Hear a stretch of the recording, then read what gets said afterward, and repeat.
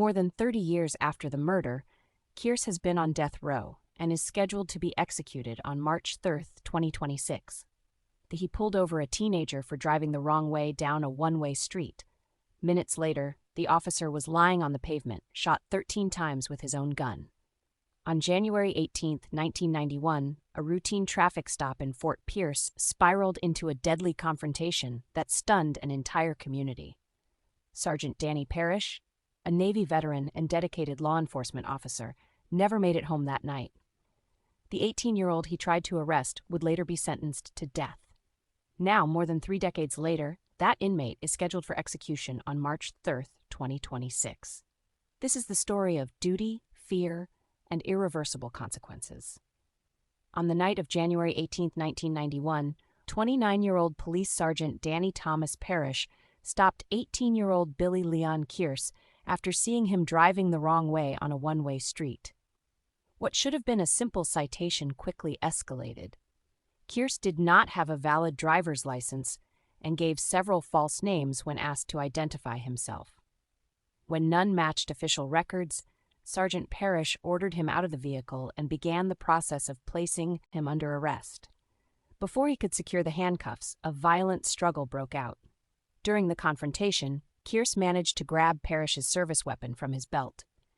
He fired 13 shots at close range. According to the autopsy, 9 bullets struck Parrish's body, while 4 were absorbed by his bulletproof vest. Despite being rushed to the hospital, Sergeant Parrish was pronounced dead. Kearse fled the scene, leaving the wounded officer behind.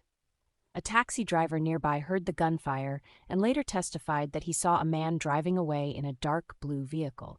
Police traced the car's registration back to Kearse, leading to his arrest.